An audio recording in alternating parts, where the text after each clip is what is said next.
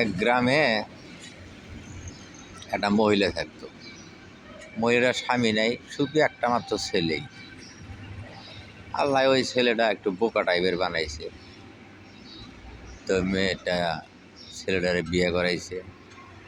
বিয়ে করার পরে তখন তো নতুন নতুন শ্বশুরবাড়ি যাওয়া লাগে। বউ গেছে শ্বশুরবাড়ি, তার মায়ে বলতেছে যে তাহলে বউটা নিয়ে এসো গা, আর হাটে থেকে কিছু কিছু নিয়ে যাইও, খালি হাতে যাও না, নতুন নতুন শ্বশুরবাড়ি মাইসে খারাপ করবো।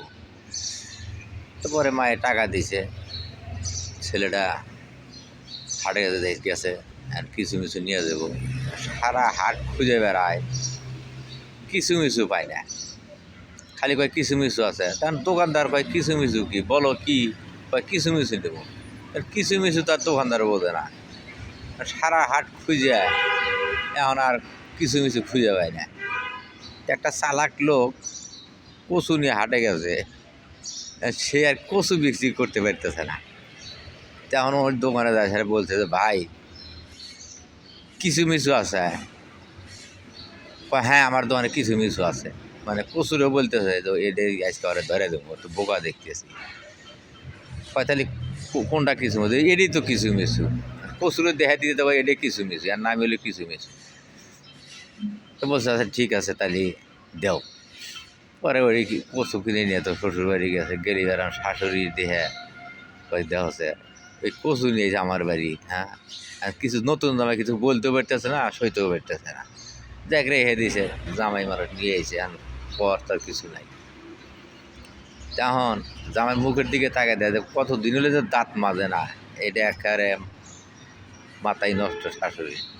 ওই উপায় কি, জামাই যে দাঁত মাজে না, এখন দাঁত মাজার করলে তো দাদা জামাই মন খারাপ করবো, তাই কি বুদ্ধি করা যায়। তারপরে এদিকে কিছু মিশে নিয়েছে, হে এক দুঃখ, আবার দাঁতে ময়লা হয়ে গেছে, হেও এক দুঃখ।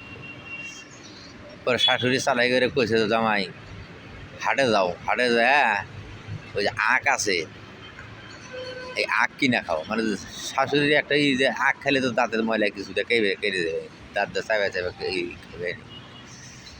তারপরে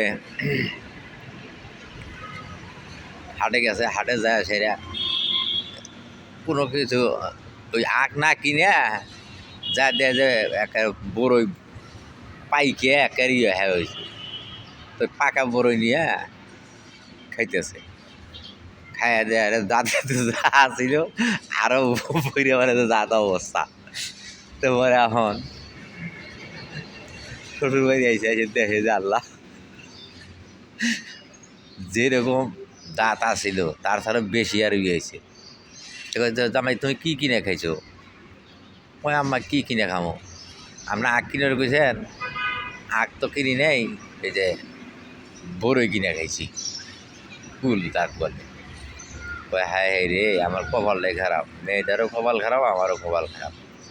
যার জন্য যা করলাম তা হইল না, করলেও হইল আর একটা। এই বলে আমার গল্পটা শেষ করছি। যদি আপনাদের ভালো লাগে শেয়ার, লাইক, লিঙ্ক কমেন্ট করে দিবেন, এই আমার অনুরোধ। আসসালামু আলাইকুম।